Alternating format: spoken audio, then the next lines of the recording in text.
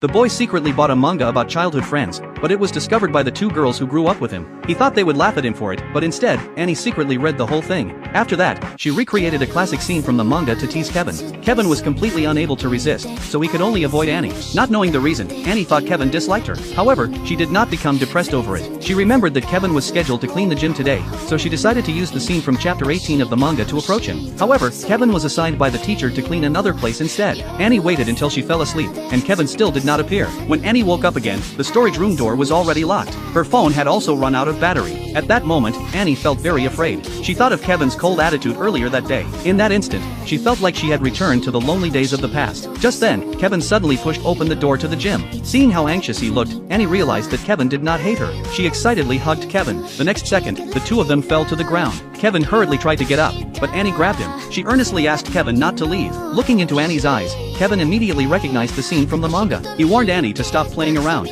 After that, Kevin let everyone know that Annie was safe. Annie then got up and prepared to go home, but Kevin said he wanted to talk with her. He asked Annie what she had wanted to say earlier. Annie shyly said that she just wanted to stay with him a little longer. Kevin's face instantly turned red when he heard this. Only then did he realize that Annie recreating the manga scenes was not meant to mock him. He began to suspect that Annie liked him. Thinking this, Kevin became completely flustered. Seeing his reaction, Annie asked Kevin whether she could be a little closer to him. Before Kevin could refuse, Annie leaned against his shoulder. At that moment, Lena rushed into the gym. She had no time to care about what the two had just done and instead complained tearfully that Annie had suddenly disappeared. She then angrily scolded Kevin for not saying anything after finding Annie. Kevin explained that he had already sent a message. Lena checked and saw that it was sent 20 minutes earlier, which meant the two had been alone together for 20 minutes. Annie quickly explained that she was too tired, so she rested with Kevin for a while. However, Lena did not believe her. She directly asked Kevin whether he liked Annie. Kevin answered that he did, but only in the way one likes family. Hearing this, Lena had nothing more to say. After Kevin returned home, he kept thinking about what Annie had said to him earlier. The next day, just as he was about to ask Annie about last night, Annie panicked and ran away. Kevin realized that Annie truly liked him. At that moment, his heart was filled with excitement. This scene happened to be seen by Lena.